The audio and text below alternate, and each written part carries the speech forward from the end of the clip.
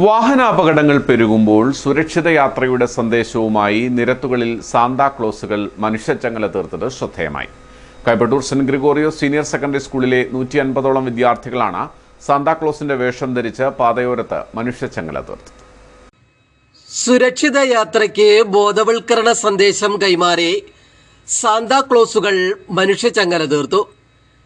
Kaipattoor saint Gregorios senior secondary സ്കൂളിലെ 150ഓളം വിദ്യാർത്ഥികളാണ് സാന്താക്ലോസുകളായി വേഷമിട്ട് പാതയോരത്ത് മനുഷ്യച്ചങ്ങല തീർത്തത്.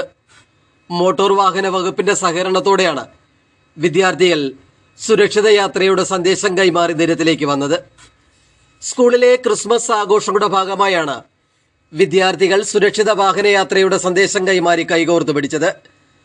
സ്കൂളിലെ 150ഓളം ജൂനിയർ സീനിയർ വിദ്യാർത്ഥികൾ സാന്താക്ലോസുകളായി വേഷമിട്ട് മനുഷ്യച്ചങ്ങല തീർത്തു.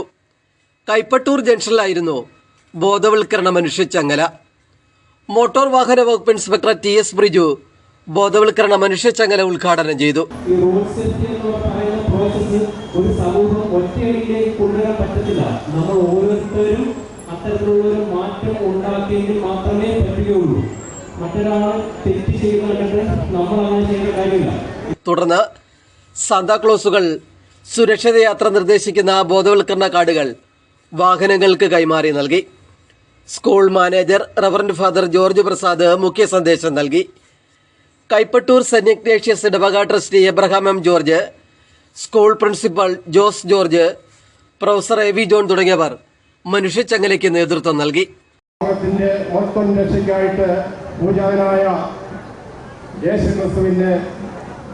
ജന്മത്തെ അനുസ്മരിച്ചുകൊണ്ട് 2024 ക്രിസ്മസിലേക്ക് നമ്മൾ കടന്നു വരികയാണ്.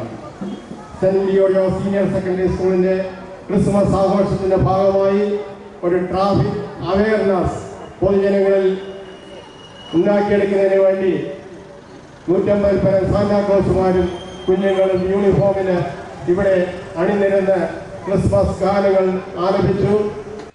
അധ്യാപകരും രക്ഷിതാക്കളും ബോധവൽക്കരണ പരിപാടികളുടെ ഭാഗമായി. News bureau, Pathanamthitta.